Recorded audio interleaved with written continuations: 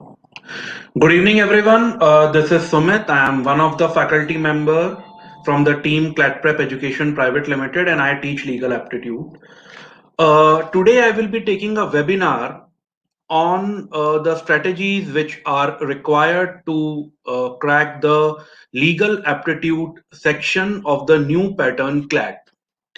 देखिए, जैसे कि आप सभी लोग जानते हैं कि क्लैट 2020 में ही क्लैट कंसोर्टियम ने अपने प्लान को चेंज करके और जो पुराना लीगल एप्टीट्यूड का पैटर्न था उसे चेंज कर दिया था. And already we have already a CLAT 2020 which was based on the same pattern.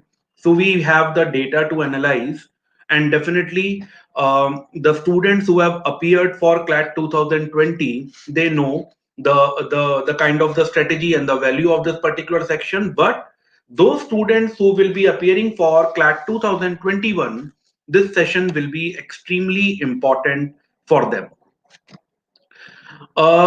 देखिए, इस सेशन को स्टार्ट करने से पहले तो मैं आपको एक बेसिक डिफरेंस बताना चाहूंगा कि जो क्लैट 2019 में ओल्ड पैटर्न था लीगल एप्टीट्यूड का, उसमें और जो अभी नया पैटर्न जो क्लैट कन्वीनिंग कमेटी ने इंट्रोड्यूस किया है, उन दोनों में बेसिक डिफरेंस क्या है, और उसके बाद हम बात करेंगे कि किस तरीके से हम इसे पढ़ सकते हैं. ठीक है, तो मैं ये चीज आपको कुछ स्लाइड्स दिखाऊंगा, उससे this will be more clear to you कि how to go for this particular section. Now, we will be starting with this particular caption, understanding legal. And सबसे पहले देखिए, हम बात करते हैं the comparison between the old pattern and the new pattern. तो जैसा कि आप देखेंगे, बेसिक जो comparison है कि पुराने पैटर्न में the total number of questions were 50. 2019 तक जब टोटल जो क्लैट था वो 200 मार्क्स का हुआ करता था, तो लीगल एप्टीट्यूड सेक्शन में टोटल 50 क्वेश्चंस आते थे. But in the new pattern, when the total number of questions in the CLAT they are reduced to 150 instead of 200, now the total number of questions in the legal aptitude section, they will be ranging between 35 to 37. अब देखिए, पुराने pattern में जो questions थे they were based on the principle fact, and this principle can be a imaginary piece of law. तो यहां पे मैं थोड़ा सा ब्रीफ करूंगा कि एक प्रिंसिपल दिया जाता था which was based on any kind of a law, and mostly it was a imaginary piece of law, और उस प्रिंसिपल को अप्लाई करना होता था एक फैक्चुअल केस पे या सर्कमस्टांस पे, and then you have to decide कि if this is the law and this is the case, what should be your answer. But in the new pattern, now a comprehension will be given, a paragraph will be given, and this paragraph will basically taken from this paragraph will be from any kind of a current legal scenario. कोई भी ऐसी important legal event हुआ है या कोई भी ऐसा case जो अभी चर्चा का विषय रहा है, सुप्रीम कोर्ट का कोई डिसीजन है, हाई कोर्ट का कोई डिसीजन है, कोई नया एक्ट आया है, कोई नया इनेक्टमेंट हुआ है, किसी एक्ट में कोई मेजर चेंजेस हुए हैं, उसके ऊपर बेस्ड किसी भी आर्टिकल या इंफॉर्मेशन को हम एक कॉम्प्रिहेंशन फॉर्म में स्टूडेंट को देंगे और उस पे से आपको क्वेश्चन किए जाएंगे. In the old pattern, mostly every question it was having the own principle required to be, which was required to be applied to decide the case. यानी हर क्वेश्चन का एक सेपरेट प्रिंसिपल होता था और आपको उस प्रिंसिपल को अप्लाई करना होता था if you want to decide the particular case. But when you talk for the new pattern, multiple questions are asked from a single comprehension. यानी अब अगर अपन देखेंगे तो टोटल जो लीगल एप्टीट्यूड का सेक्शन है वो 6 to 8 पैसेजेस में डिवाइड है. हर पैसेज पे से आपको 5 to 6 क्वेश्चन पूछे जाते हैं और उन क्वेश्चंस का जो आंसर के लिए आपको एक पर्टिकुलर कॉम्प्रिहेंशन को रेफर करना होता है. आखिरी डिफरेंस अगर हम देखें कि जो प्रिंसिपल्स ओल्ड पैटर्न में फ्रेम किए जाते थे, mostly they were from the conventional law, like the law of contract or law of crime, that is Indian Penal Code, or law of tort. But in the new pattern, these comprehensions will be taken from the leading legal events and development.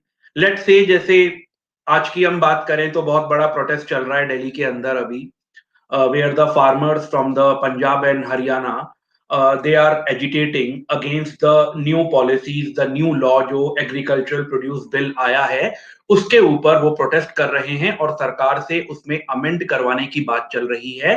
तो ये एक important legal event है। अगर एक passage इस particular topic पे से या इस नए एक्ट पे से आपको दिया जाएगा तो that will be exactly a comprehension from new pattern. चलिए थोड़ा सा और आगे हम डिस्कस करते हैं। अब देखिए यहां पे मैं आपको एक सैंपल क्वेश्चन बता रहा हूं जो कि पुराने लीगल एप्टीट्यूड पैटर्न से पर्टेन करता है। जैसा कि मैंने आपको बताया था कि एक प्रिंसिपल होगा, एक फैक्ट होगा and you have to apply the principle to the fact to decide about the particular case. अब अगर आप यहां पे बात करेंगे तो इस प्रिंसिपल को हम एक बार पढ़ते हैं कि an act of God is an operation of the natural forces so unexpected that no human foresight or skill could reasonably be expected to anticipate it। यानी बेसिकली ये बता रहे हैं कि एक प्रिंसिपल है, एक लॉ है कि एक्ट ऑफ गॉड क्या है, वो ऐसी नेचुरल फोर्सेस का ऑपरेशन है जिसे आप एक्सपेक्ट नहीं कर सकते एक नॉर्मल ह्यूमन टेंडेंसी से या स्किल से, और उसकी रीजनेबिलिटी के बारे में कुछ सकता। अब इसके ऊपर बेस्ड एक फैक्ट दिया गया है and then you have to decide.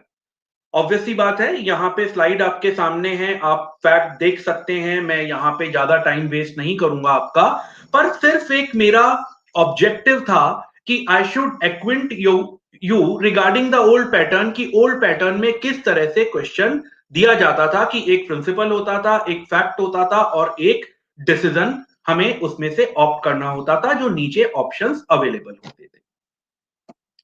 अब देखिए अगर हम एक और सैंपल क्वेश्चन देखें जो कि ओल्ड पैटर्न से बिलोंग करता है, तो यहां पे सिर्फ एक छोटा सा चेंज है कि instead of one principle there are two principles जिसे कंबाइन करके आपको एक फैक्ट पे अप्लाई करना है in order to decide the answer. यानी प्रिंसिपल वन, प्रिंसिपल टू, दोनों के कॉम्बिनेशन को आप फैक्ट पे अप्लाई करेंगे and then definitely you will arrive to the reasonable conclusion.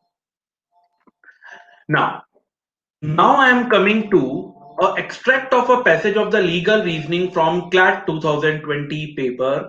इस बार का जो CLAT हुआ इसके ऊपर एक जो पैसेज, एक कॉम्प्रिहेंशन बच्चों को दिया गया था, मैं उसी का एक एक्सट्रैक्ट आपके सामने यहां पे रख रहा हूं। And this particular passage is about the COVID-19 pandemic situation which we all are facing, और उसी से रिलेटेड यहां पे एक एक्सट्रैक्ट आपके सामने है जिसमें आप देखेंगे कि एक पर्टिकुलर सिचुएशन की and basically they are talking for act of God in the force majeure, यानी कि anything which is not in the control of a human being और बियॉन्ड आवर रीजनेबल स्किल, उसके बारे में बात चल रही है।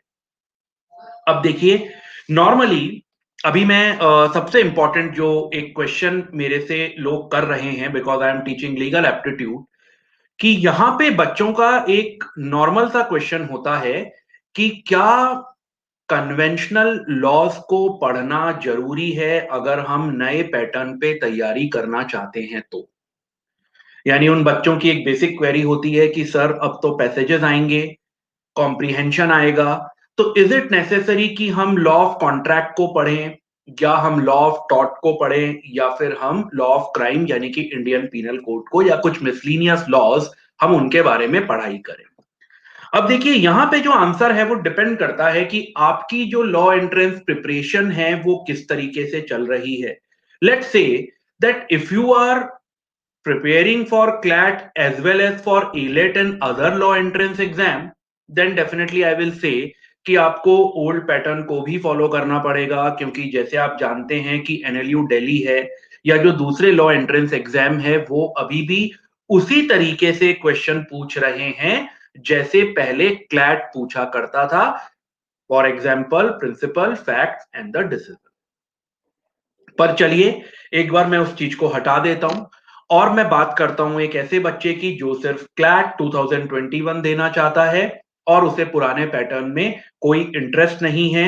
तो क्या एडवांटेज या डिसएडवांटेज रहेगा अगर हम कन्वेंशनल लॉ को फॉलो करेंगे या नहीं करेंगे।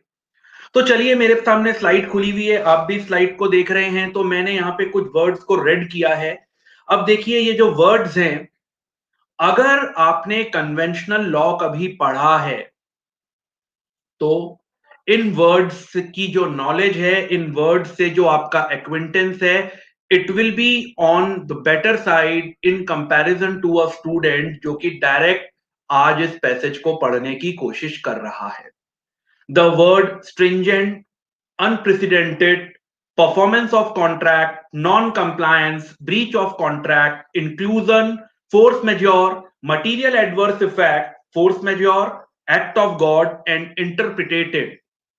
They are either from law of contract or from law of tort. यानी अगर आपने इन वर्ड्स को पहले कन्वेंशनल लॉ में नहीं पढ़ा तो डेफिनेटली जिस समय आप इस पैसेज को पढ़ेंगे इन वर्ड्स को इंटरप्रिटेट करना, इनका मतलब समझना आपके लिए एक चैलेंज होगा और आपको डेफिनेटली ज्यादा समय लगने वाला है इन कंपैरिजन टू दो स्टूडेंट्स जिन्होंने इस कन्वेंशनल लॉ को पढ़ा हुआ है। यानी जब ब्रीच ऑफ कॉन्ट्रैक्ट एक वर्ड आएगा या इंक्लूजन या फोर्स मेजॉर एक वर्ड आएगा तो कोई भी ऐसा बच्चा जिसने कन्वेंशनल लॉ को पढ़ा है उसके पास एक एज होगा, उसके पास एक एक्स्ट्रा बेनिफिट होगा in comparison to a student जिसने कभी भी ऐसे लॉस को नहीं पढ़ा। तो सबसे important factor that when you are starting your preparation with the new pattern, make sure कि आप साथ में पहले बेसिक कन्वेंशनल लॉस को भी करें कंप्लीट। लॉ ऑफ टॉर्ट हो गया, कॉन्ट्रैक्ट हो गया, criminal law, Indian penal code हो गया और मिसलिनियस जैसे थोड़ा सा पॉलिटी के बारे में, थोड़ा सा इंटेलेक्चुअल प्रॉपर्टी के बारे में, थोड़ा सा लैंड लॉस के बारे में, थोड़ा सा लोकल लॉस के बारे में अगर आपको नॉलेज है तो डेफिनेटली आपका interpretation of the new pattern legal aptitude comprehension will be on the higher side in terms of the accuracy and in terms of your speed also. I think you are getting my point. अब देखिए आगे हम एक और बात करते हैं कि अगर हमें इस लॉ को पढ़ना है तो अब हमें सबसे इंपॉर्टेंट क्वेश्चन एक और आता है बच्चों का कि what to study and like क्या पढ़ें, कैसे पढ़ें, किस चीज को पढ़ें जिससे कि हम न्यू पैटर्न लीगल एप्टीट्यूड पे हमारा कमांड हो जाए या हम उस पे अपने क्वेश्चंस को अच्छे से आंसर कर पाए। देखिए as such there is no course material, कोई एक पर्टिकुलर कोर्स मटेरियल नहीं है जिससे मैं आपको ये बोल सकूं कि ये ही आपको करना चाहिए। जैसा कि मैंने आपको बताया कि न्यू पैटर्न स्टडीज पे आने से पहले आपको कन्वेंशनल लॉ को तो करना है जो कि हम लोग नॉर्मली हमारी क्लासेस में भी करवाते हैं और हमारे स्टडी मटेरियल में भी उसको कॉम्प्रिहेंसिवली कवर करते हैं। पर जैसा कि मैंने आपको बताया कि नॉर्मली जो पैसेजेस एग्जामिनर प्लान करेगा in the new pattern legal aptitude, they will be the part and parcel of the current legal scenario. तो जैसे फॉर एग्जाम्पल मैंने यहाँ पे दो तीन लॉज मेंशन किए हैं। लाइक अगर आज मुझे बच्चों के लिए कोई पेपर बनाना है जिसमें मैं आपके लीगल एप्टीट्यूड को चेक करना चाहता हूं, आपकी रीजनिंग को देखना चाहता हूं, तो I can use a passage from the disaster management act, I can use a passage from the Epidemic Disease Amendment Act of 2020, or I can use a passage from the applicability of the force majeure clause in the COVID-19 pandemic, क्योंकि COVID-19 में बहुत सारी companies ने अपने contractual obligations को satisfy करने के लिए force majeure act of God clause को यूज किया कि भाई हम ये कॉन्ट्रैक्ट पूरा इसलिए नहीं कर पाएंगे क्योंकि हम खुद मजबूर हैं, कोरोना इंपैक्ट के कारण हमें इन डेफिशिएंसीज को झेलना पड़ रहा है एंड इसके बारे में हमें क्या दुनिया में किसी को भी पता नहीं था कि इसका इंपैक्ट इतने लंबे समय तक चलने वाला है, इसलिए प्लीज हमें इस कॉन्ट्रैक्चुअल ऑब्लिगेशन से फ्री किया जाए। तो ये होता है फोर्स मेजॉर। यहां मैंने आपको कुछ ऐसे रीसेंट टॉपिक्स के बारे में बताया और मेरा यहां पे आपसे एक छोटा सा एक रिक्वेस्ट ये रहेगा कि ये जो टॉपिक्स हैं ऐसा नहीं है कि these are only limited topics जिनके ऊपर आपको बात करनी है। ये उनमें से कुछ टॉपिक्स हैं जो मैं आपको बताना चाह रहा हूं कि they are in scene right now. तो ऐसे आने वाले समय में, for example when we are appearing और you are appearing for CLAT 2021, और भी आगे लीगल डेवलपमेंट्स आएंगे। जैसे मैंने बताया, एक फार्मर प्रोड्यूस बिल के ऊपर अभी एजिटेशन चल रहा है, प्रोटेस्ट चल रहा है, तो that can be one of the topic जिसके ऊपर आपको प्रिपरेशन करनी चाहिए। और इसके अलावा जब आप रोज न्यूज़पेपर देखते हैं या आप किसी भी पर्टिकुलर सोर्स ऑफ इंफॉर्मेशन को फॉलो करते हैं, वेदर इट इज ऑनलाइन और ऑफलाइन, आप बहुत सारे ऐसे इकोनॉमिक लॉज या पॉलिटिकल लॉज या कॉन्स्टिट्यूशनल लॉज या लीगल फ्रेमवर्क से रिलेटेड टॉपिक्स को पढ़ेंगे जो कि रीसेंट करंट लीगल सिनेरियो के अंदर आते हैं। तो आपको उन सब के बारे में एक बेसिक इंफॉर्मेशन लेनी चाहिए। I am having few questions from the students, but I think the appropriate thing will be that after completing my session, because it is not a very long session, तो मैं ये session complete करके उनका answer देना पसंद करूंगा, और मैं आपसे रिक्वेस्ट करूंगा कि उस समय आप अपनी क्वेरीज पोस्ट कर सकते हैं, चैट बॉक्स पे लिख सकते हैं, and I will answer them and I will try to satisfy your queries. ठीक है, आगे हम चलते हैं और यहाँ पे हम बात करते हैं हाउ टू स्टडी। अब देखिए, एक छोटी सी प्रॉब्लम आती है बच्चों को कि सर हमने एक एक्ट निकाला, लेट से कि हमने सर डिजास्टर मैनेजमेंट एक्ट निकाला है। अब आप बताइए कि सर इसमें क्या पढ़ना चाहिए, इसे कैसे पढ़ना चाहिए, किस तरीके से इसकी शुरुआत करनी चाहिए। तो यहां पे मैं आपसे कहना चाहूंगा कि कुछ पैरामीटर्स हैं। ऑब्वियस सी बात है कि आप अभी लॉयर नहीं हैं, आप कोई लीगल एडवाइजर नहीं है, आप एडवोकेट नहीं है, आप यहाँ पे law interpretation of the law for your client उस पर्पज से नहीं पढ़ रहे हैं। एंड डेफिनेटली ये चीज क्लैट कन्वीनिंग कमेटी को भी, क्लैट कंसोर्टियम को भी पता है कि हम जिन बच्चों से सवाल पूछने जा रहे हैं वो तो खुद अभी लॉ एंट्रेंस की तैयारी कर रहा है या कर रहे हैं। उनका भी पैरामीटर सिर्फ आपका एक बेसिक एप्टीट्यूड जज करने का होगा, एक बेसिक अंडरस्टैंडिंग क्या आप में एक पर्टिकुलर लॉ को लेकर के है, सिर्फ वो आपका देखना चाहते हैं। तो इसके लिए अगर हम कुछ चीजों का ध्यान रखेंगे तो डेफिनेटली आप उस पैसेज को बहुत अच्छे से पढ़ पाएंगे। जैसे लेट से किसी भी एक्ट को पढ़ने से पहले, किसी भी न्यूज को पढ़ने से पहले आप purpose of the legislation, basic concept, जैसे फॉर एग्जांपल मैं आपको भी रिसेंट एग्जांपल देता हूं कि अभी आप सभी लोगों ने एसएसआर केस के बारे में काफी पढ़ा होगा, mister Sushant Singh Rajput suicide case. तो वहां पे बहुत सारी एजेंसीज इन्वॉल्व थी और बहुत सारे लॉज की हमने वहां बात करी थी। For example, enforcement directorate was there which was working on the FEMA Foreign Exchange Management Act and Prevention of the Money Laundering Act। उसके बाद वहां पे जो लॉ एनफोर्समेंट एजेंसीज थी उसमें एनडीपीएस लॉ को यूज किया गया, जो नारकोटिक्स कंट्रोल ब्यूरो था उन्होंने एनडीपीएस का जो मतलब होता है वो होता है narcotic drugs and psychotropic substances act. तो लेट्स से कि हमने एनडीपीएस उठाया, तो एनडीपीएस में सबसे पहले तो हमें लेजिस्लेशन का ये कॉन्सेप्ट पढ़ना पड़ेगा कि इस एक्ट का बेसिक पर्पस क्या है, इस एक्ट को, इस लॉ को क्यों बनाया गया था और इसका कॉन्सेप्ट क्या है, किस चीज को एनफोर्स करने के लिए, किस चीज को प्रिवेंट करने के लिए, किस चीज को रिमूव के लिए हमने इस पर्टिकुलर लॉ को क्रिएट किया है। That should be your first point of understanding. उसके बाद आप पाएंगे कि उस लॉ में बेसिक डेफिनेशंस क्या है और टर्मिनोलॉजी क्या है। लेट्स से नार्कोटिक्स का क्या मतलब होता है, ड्रग्स का क्या मतलब होता है, साइकोट्रोपिक सब्सटेंसेस का क्या मतलब होता है, मनी लॉन्ड्रिंग का क्या मतलब होता है, एनफोर्समेंट डायरेक्टरेट का क्या मतलब होता है, या फॉरेन एक्सचेंज मैनेजमेंट का क्या मतलब होता है, कौन वहां पे अथॉरिटीज हैं, उनकी डेफिनेशन क्या है, एप्रोप्रिएट पावर किसके पास रहेगी, कौन कंट्रोल करेगा।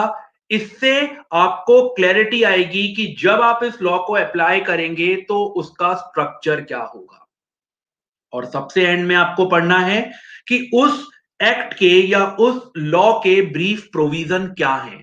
अगर आप इस तरीके से पढ़ाई करेंगे तो डेफिनेटली उस टॉपिक से रिलेटेड अगर कोई भी पैराग्राफ आपके सामने आता है तो you will be in a better position to answer the question. ठीक है, अब यहां पे एक और सवाल आता है कि कहां से हमें पढ़ना चाहिए। तो देखिए, यहाँ पे मैं किसी एक पर्टिकुलर सोर्स की बात नहीं करता। लीगल रीजनिंग, लेट्स से, जैसे फॉर एग्जांपल मैंने अपनी स्लाइड में मेंशन किया है कि जो रीसेंट लीगल डेवलपमेंट्स हैं which are reported in the leading newspaper, like normally जो क्लैट की प्रिपरेशन कर रहे होते हैं स्टूडेंट, मैंने अपने एक्सपीरियंस से देखा है कि वो द हिंदू पढ़ते हैं, इंडियन एक्सप्रेस पढ़ते हैं, बिजनेस स्टैंडर्ड या इकोनॉमिक टाइम्स जैसे न्यूज़पेपर पढ़ते हैं। तो लेट्स से अगर आपको इकोनॉमिक लॉस के बारे में या इकोनॉमिक ऑफेंसेस के बारे में कुछ नया पढ़ना है या क्या नया कुछ आया है, तो आप इकोनॉमिक टाइम्स या बिजनेस स्टैंडर्ड देख सकते हैं। और अगर आपको जनरल लॉ के बारे में पढ़ना है, क्योंकि आप करंट अफेयर्स के लिए तो ऑलरेडी पढ़ाई कर ही रहे हो न्यूज़पेपर से, तो वहां पे आप लॉ भी पढ़ सकते हो। हिंदू या इंडियन एक्सप्रेस में एडिटोरियल पार्ट में या अच्छे आर्टिकल्स आते हैं, पैसेजेस आते हैं, किसी भी इंपॉर्टेंट लीगल इनेक्टमेंट पे, किसी भी इंपॉर्टेंट हाई कोर्ट या सुप्रीम कोर्ट के डिसीजन पे बेस्ड पैसेजेस यहाँ पे आपको मिल जाएंगे। आपको थॉरोली उसी तरीके से जो अभी हमने जिस तरीके से बात करी, आपको वहां रेफरेंस लेके उनसे पढ़ना चाहिए। इसके अलावा कुछ वेबसाइट्स हैं जहां पे आपको बहुत ऑथेंटिकेटेड इंफॉर्मेशन मिलेगी, जैसे for example prsindia.org, livelawcom, bar and bench, ये सारी इंपॉर्टेंट वेबसाइट्स हैं। इनके स्टूडेंट सेक्शन पे जाकर के जो भी, first of all they will update you, जो भी कोई नया लीगल डेवलपमेंट आया है डायरेक्टली आपको यहां मिल जाएगा। जो भी कुछ रीसेंट न्यूज में कवर हुआ है वो डायरेक्टली आपको यहाँ पे मिल जाएगा। जो भी कुछ नया इनेक्टमेंट आया है या सुप्रीम कोर्ट का कोई नई रूलिंग आई है, नया डिसीजन आया है, कोई हाई कोर्ट का नया डिसीजन आया है, या कोई इंपॉर्टेंट लीगल डेवलपमेंट हुआ है, उन सब की ब्रीफिंग आपको यहाँ मिलेगी। इवन जैसे फॉर एग्जाम्पल कोई भी नया एक्ट आता है, तो जो मैंने आपको बताया कि उस एक्ट के प्रोविजन क्या है, उसमें अथॉरिटीज कौन है, क्या कॉन्सेप्ट था, क्यों बनाया गया, किसके लिए बनाया गया, कैसे वो बना, ये सब आपको prsindia.org जैसी इंपॉर्टेंट वेबसाइट पे इजीली अवेलेबल होता है। यहाँ पे आपको पूरे बेयर एक्ट की कॉपीज या पूरा बेयर एक्ट आपको पढ़ने के लिए मिल जाएगा। अब देखिए, यहाँ पे कुछ चीजें नॉर्मली स्टूडेंट्स की क्वेरीज होती हैं जो बच्चा यहाँ पे काफी बार हम लोगों से पूछता है, and as a faculty normally हम उसे हमेशा आंसर भी करने की कोशिश करते हैं। And the student normally ask such type of things कि सबसे पहले कि सर स्पीड कैसे बढ़ाई जाए, कि हम लीगल में अपनी कॉम्प्रिहेंशन स्पीड को कैसे बढ़ाएं। तो देखिए, यहाँ पे मैं आपको एक छोटा सा सजेशन देना चाहूंगा कि कॉम्प्रिहेंशन में स्पीड, चाहे वो लीगल कॉम्प्रिहेंशन हो, चाहे वो इंग्लिश का रीडिंग कॉम्प्रिहेंशन हो, कॉम्प्रिहेंशन में स्पीड एक दिन में नहीं बढ़ती।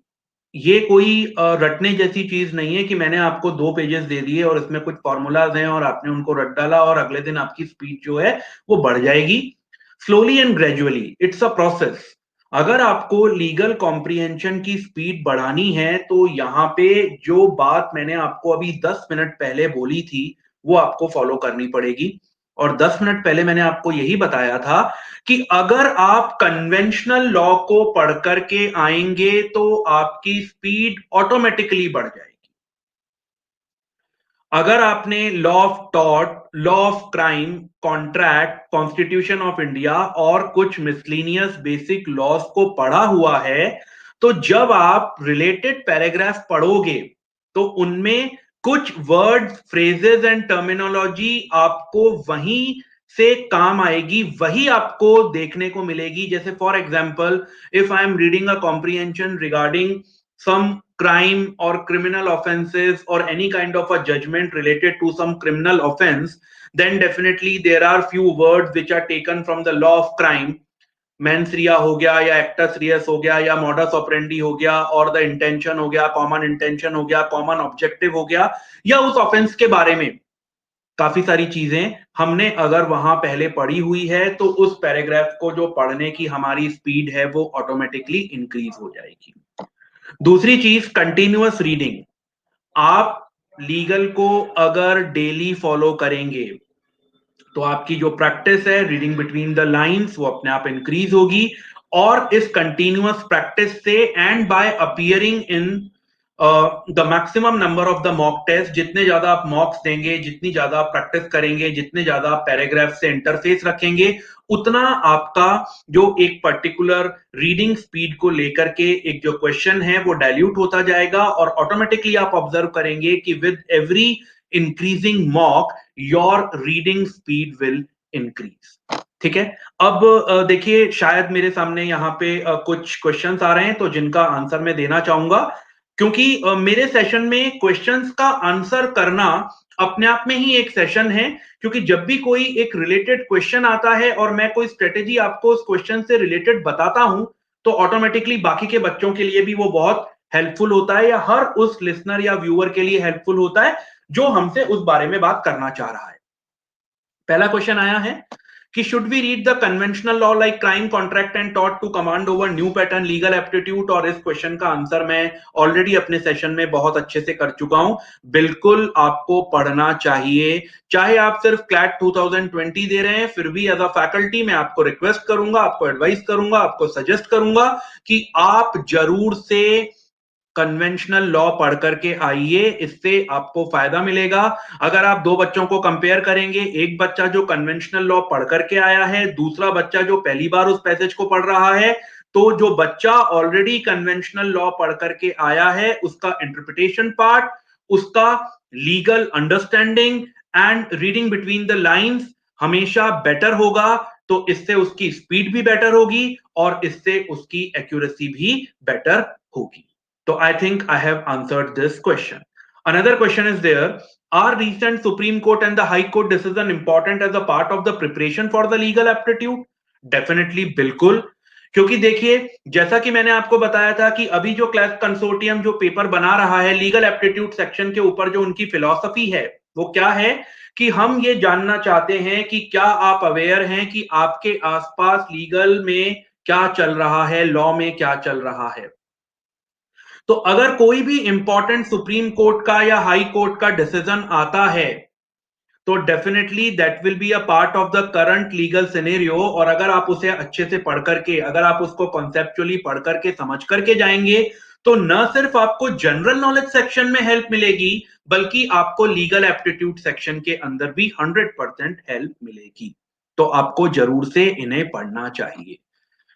एक स्टूडेंट ने मुझसे पूछा है कि in what depth should we study any new topic of legal which is in current news.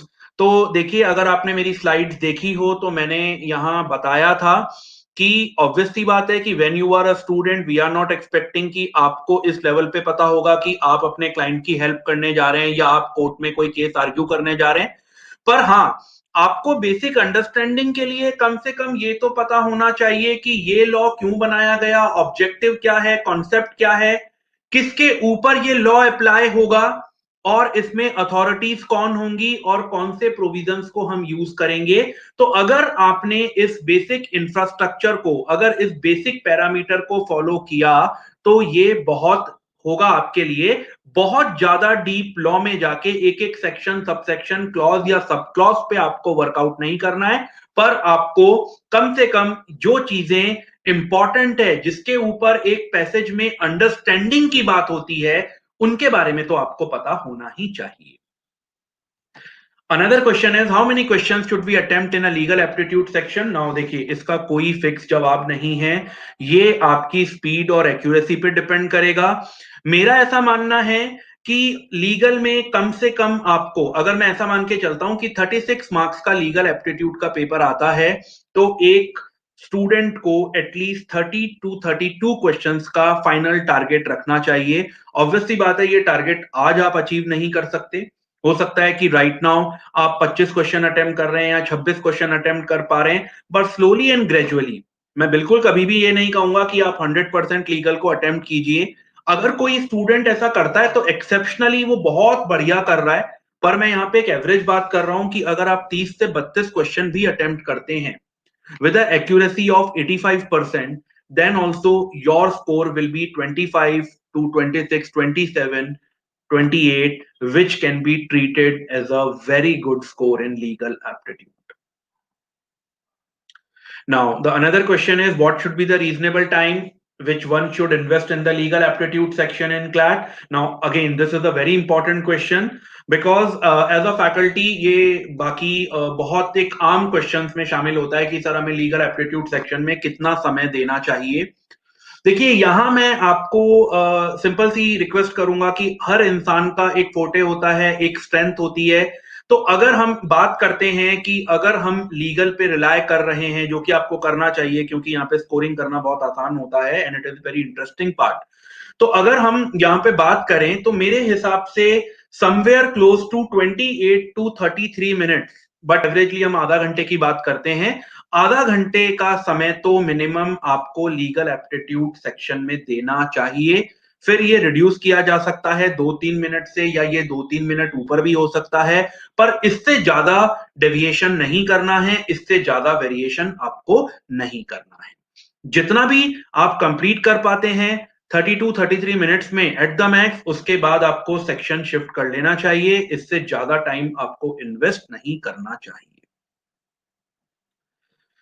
Then again, the student are asking that what are the online sources from which you can prepare for this new pattern legal aptitude. So I have already given you a fair idea that you can follow few good online websites like PRS India or Bar and Bench, or you can go for Live Law, Loctopus।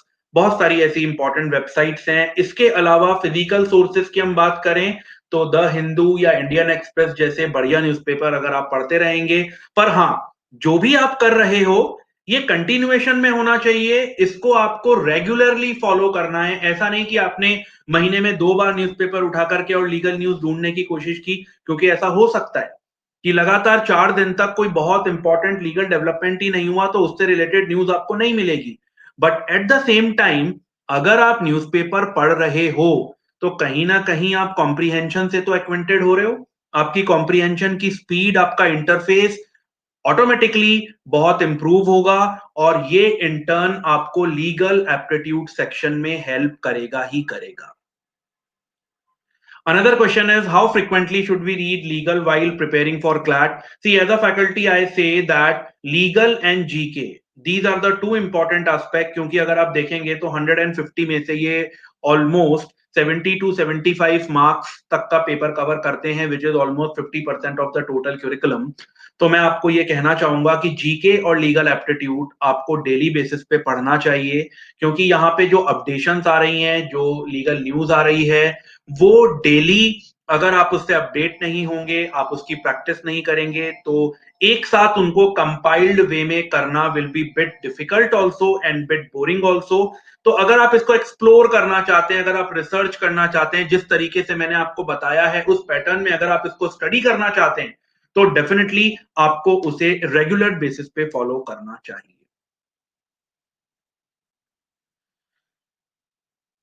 Now there is one more important question, and definitely अगर ये question नहीं भी आता तो मैं जरूर से इसका जवाब देना पसंद करता, मैं खुद से ही इसका जवाब देता कि हाउ टू डिसाइड, बच्चे ने पूछा है कि whether we should attempt the particular passage और we should leave, we should skip. देखिए डेफिनेटली जैसा कि मैंने आपको पहले भी बताया था कि थोड़ा सा मार्जिन तो आपको देना ही पड़ेगा, कुछ क्वेश्चंस तो आपको छोड़ने ही पड़ेंगे, और हो सकता है कि आपको स्टार्टिंग में कुछ पैसेजेस भी छोड़ने पड़े जब आप प्रिपरेशन स्टार्ट कर रहे हैं। इनिशियली मैं आपको एक छोटी सी टिप दूंगा कि लेट से अगर किसी भी पेपर में 7 पैसेजेस आए हैं और हर पैसेज में मान लीजिए 5 क्वेश्चन है, तो इन ऑल 35 क्वेश्चन आपको मिले। अब 5 या 6 पैसेज का मैक्सिमम हमें टारगेट रखना है। Initially we can start with the 5 passages and then we can go up to one more by looking to our accuracy and the speed. तो ये जो 2 पैसेजेस हमें छोड़ने हैं, ये कौन से होने चाहिए? देखिए सबसे पहले तो आप स्क्रूटनाइज कीजिए कि अगर एक जिसे हम कहते हैं कि एक ओवरव्यू लीजिए, जल्दी से उन पैसेजेस पे नजर डालिए।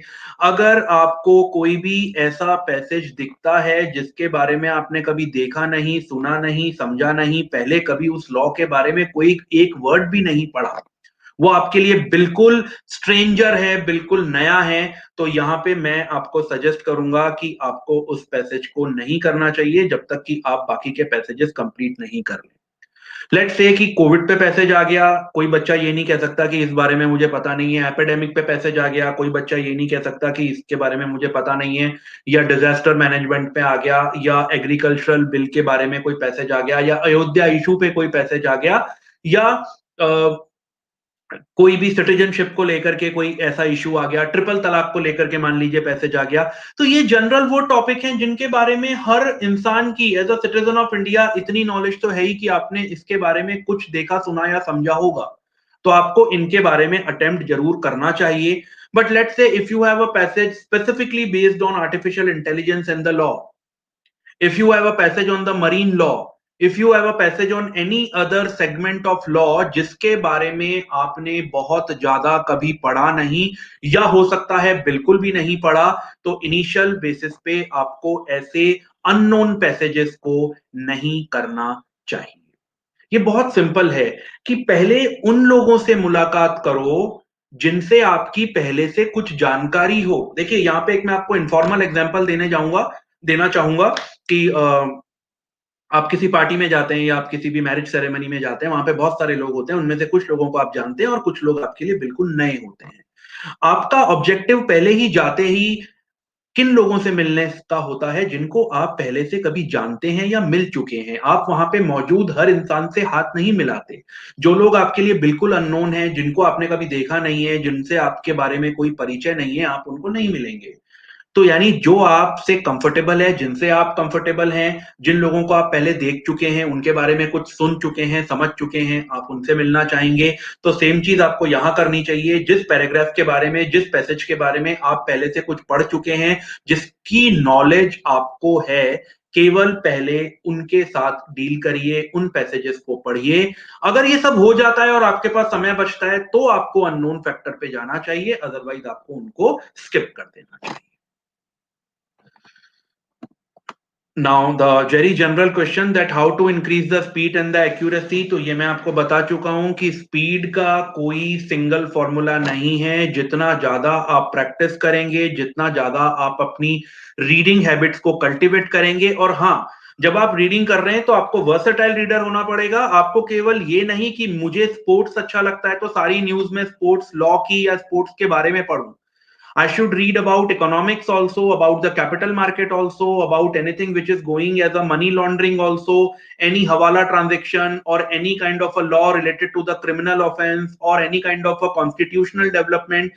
मुझे सब तरह के लीगल पैरामीटर्स को टच करना पड़ेगा और उनको पढ़ना पड़ेगा। अगर आप ऐसा करते हैं तो ऑटोमेटिकली बाय टाइम आपकी स्पीड भी बढ़ जाएगी और आपकी जो एक्यूरेसी है डेफिनेटली वो भी इंक्रीज हो जाएगी।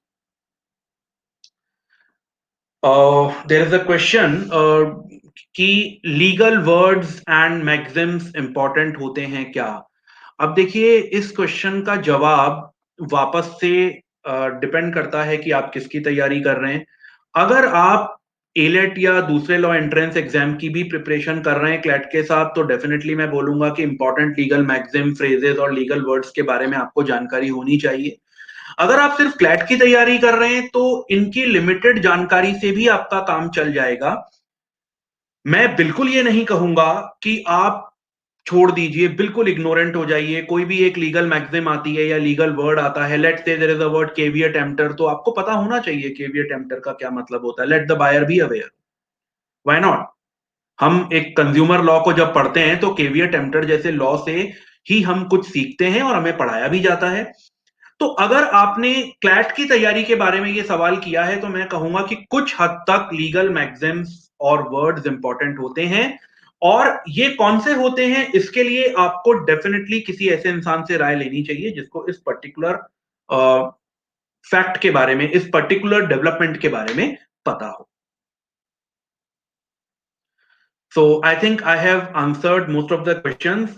There is one more question that constitutional law को भी हमें डेप्थ में पढ़ना चाहिए क्या? देखिए बिल्कुल, कॉन्स्टिट्यूशनल लॉ को डेप्थ में पढ़ने के दो फायदे हैं, क्योंकि एक तो कॉन्स्टिट्यूशनल लॉ से रिलेटेड पैराग्राफ आपको जनरल नॉलेज में भी आ सकता है और लॉ में तो बिल्कुल आ ही सकता है। स्पेशली अगर हम बात करें कि अबाउट द फंडामेंटल राइट्स के बारे में, या बेसिकली जो provision related to the powers of the president है, या आर्टिकल 32 है, दैट इज रिट जुरिस्डिक्शन के बारे में हम बात करते हैं, आर्टिकल 226 है, again the writ jurisdiction in the high court, कुछ इंपॉर्टेंट रेलेवेंट प्रोविजंस जो कॉन्स्टिट्यूशन के हैं उनके बारे में तो आपको नॉलेज होनी चाहिए, क्योंकि अगेन देखिए ये सब चीजें इंटर रिलेटेड है। अगर आप कोई सुप्रीम कोर्ट का डिसीजन पढ़ रहे हैं, जैसे मान लीजिए कोई राइट टू प्राइवेसी के बारे में, या आप राइट टू इंफॉर्मेशन में कोई भी डिसीजन पढ़ रहे हैं, तो कहीं ना कहीं उसमें कॉन्स्टिट्यूशनल लॉज का इन्वॉल्वमेंट होगा, और उनके रेफरेंस से ही जो भी ऑनरेबल जजेस होंगे वो अपनी बात को समझा रहे होंगे। तो अगर आपने कॉन्स्टिट्यूशनल लॉ को अच्छे से पढ़ा है तो डेफिनेटली आपको हेल्प मिलेगी, और इसको पढ़ना कोई बहुत ज्यादा डिफिकल्ट काम नहीं है। जैसा कि मैंने आपको बताया कि एज अ स्टूडेंट, अगर as a CLAT preparing student आप इसको पढ़ना चाहते हैं तो डेफिनेटली ये यूजफुल रहेगा। एक स्टूडेंट ने again there is a question on the chat box कि क्या recent supreme court decision important होते हैं? हाई कोर्ट डिसीजन बिल्कुल होते हैं और ये आपको करने चाहिए। मैं अभी तक अपने लेक्चर में ये बता भी चुका हूं कि इनकी रेलेवेंस इसलिए इंपॉर्टेंट है क्योंकि ये किसी भी रीसेंट केस पे बेस्ड होते हैं। जो भी अभी चल रहा है ये उस पे बेस्ड होते हैं। तो डेफिनेटली आप अगर आप इनको पढ़ेंगे तो इसके लिए आपको हेल्प ही मिलेगा क्लैट प्रिपरेशन में। इसको आपको कहीं ना कहीं फायदा ही मिलेगा, नुकसान कुछ भी नहीं है। दूसरी सबसे बड़ी बात है कि आपकी जो एक कॉम्प्रिहेंशन पढ़ने की स्पीड है वो इंक्रीज हो जाएगी। ठीक है, सो दैट्स ऑल फॉर